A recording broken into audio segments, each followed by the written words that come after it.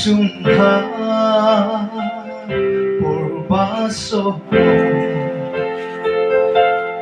chung nango pola tharno yau to tui the di kana soya sang bai ke tui the phai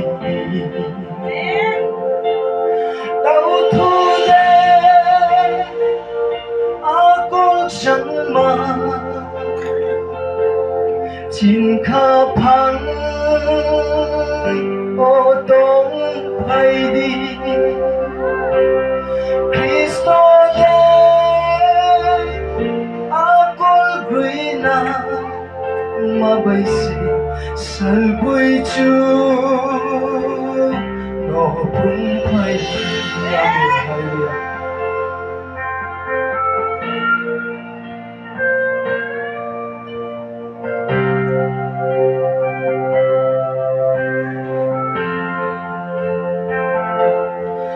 Ola thar kha khomrina akol sang bay phun nay ha akol thar pop chem mai mo rina ha sorgo pru tùy thế đau thương đấy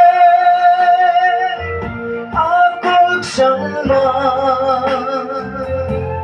chín kha phăng ô đón phải đi Cristo đấy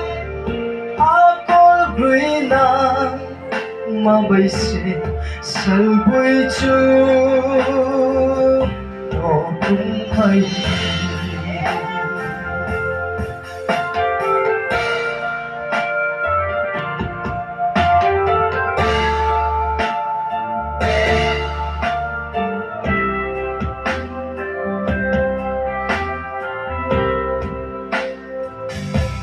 chu bo yar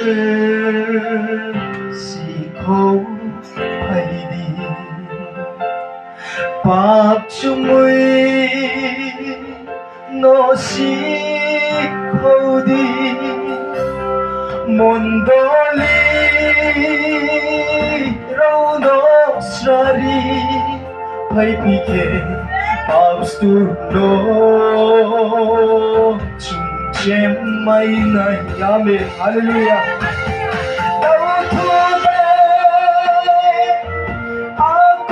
chẳng mà chín kha phăng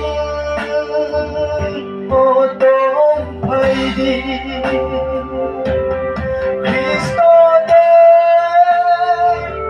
aku gửi nàng mà bây giờ sal bui chu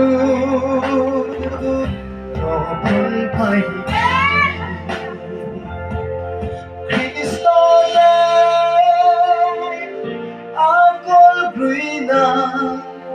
mà bây giờ